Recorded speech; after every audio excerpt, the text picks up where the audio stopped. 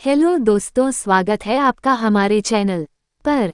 सच्चा प्यार इससे साबित नहीं होता कि आप कितने लंबे समय से एक साथ हैं।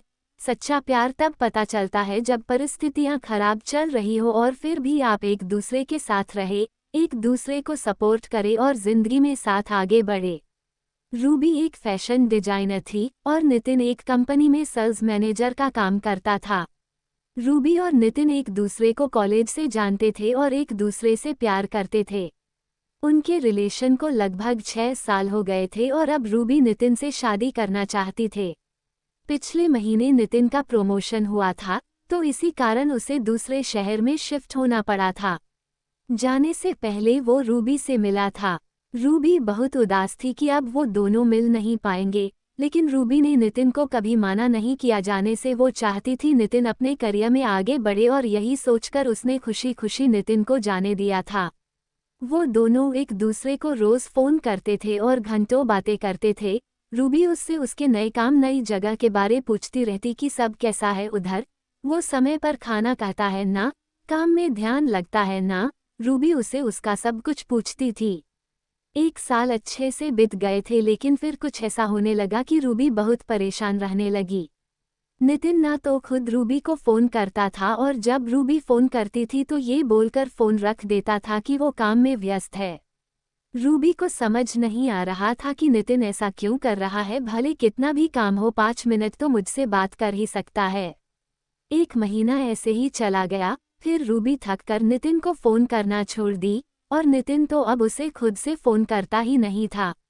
कुछ दिन ऐसे ही बीत गए तो रूबी ने खुद फोन किया नितिन को। उसने फोन नहीं उठाया। रूबी ने उसे 4-5 बार फोन किया, फिर भी उसने फोन नहीं उठाया और ना ही उसने बाद में खुद रूबी को फोन किया। रूबी बहुत परेशान हो गई। वो सोचने लगी कि सच में नितिन काम में व्यस्त रहता है कि कुछ और बात है। कुछ दिनों बाद रूबी अपने काम से छुट्टी लेकर नितिन को बिना बताए उससे मिलने चली गई।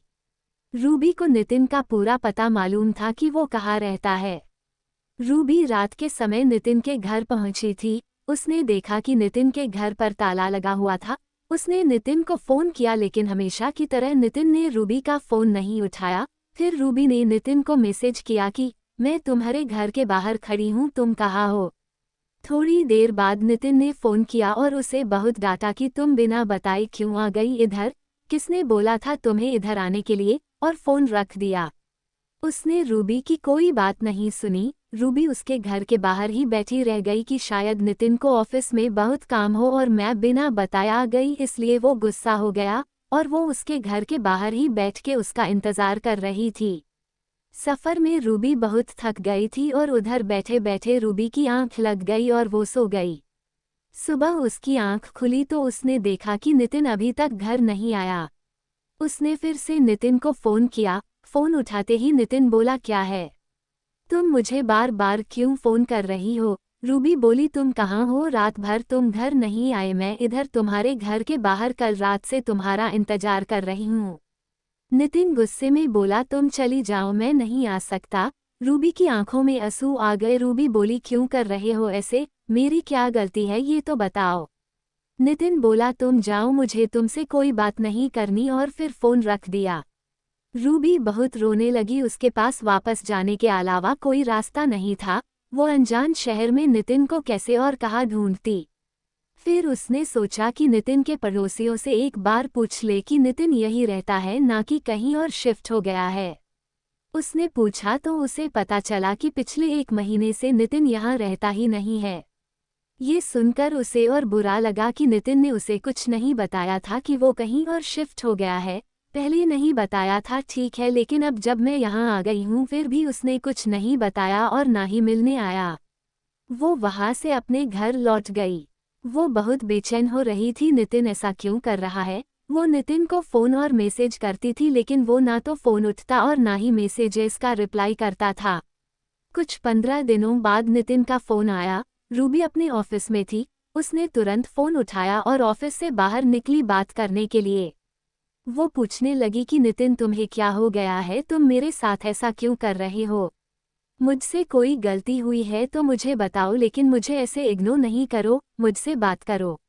उधर से नितिन बोला, अब प्लीज तुम मुझे भूल जाओ, मैं किसी और से प्यार करता हूँ और उससे शादी करने वाला हूँ और पिछले 1 महीने से उसके साथ ही रहता हूँ, इसलिए तुमसे मिलने नहीं आया था उस दिन। हो सके तो मुझे माफ कर देना, मैं अपना फ़ोन नंबर भी बदल रहा हूँ। इतना बोलकर नितिन ने फ़ोन रख दिया। रूबी ये सब सुनकर तो मानो जैसे उसके पैरों के नीचे से ज़मीन ही निकल गई। उसका दिल बहुत ही तेज़ी से धड़कने लगा।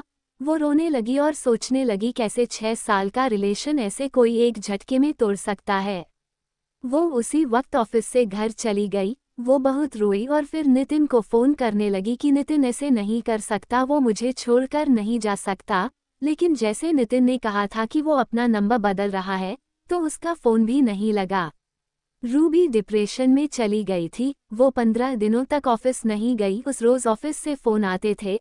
आखिर में उसके बॉस ने उसे बोल दिया कि ऐसे ही कुछ दिन और चला तो उसे अपनी नौकरी खोनी पड़ेगी। फिर कुछ दिनों बाद रूबी ऑफिस जाने लगी, लेकिन काम में उसका ध्यान नहीं रहता था। 5 महीने हो गए उस बात को। अब रूबी धीरे संभल रही थी।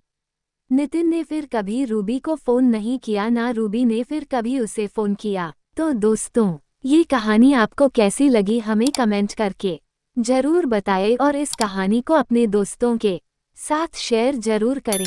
धन्यवाद।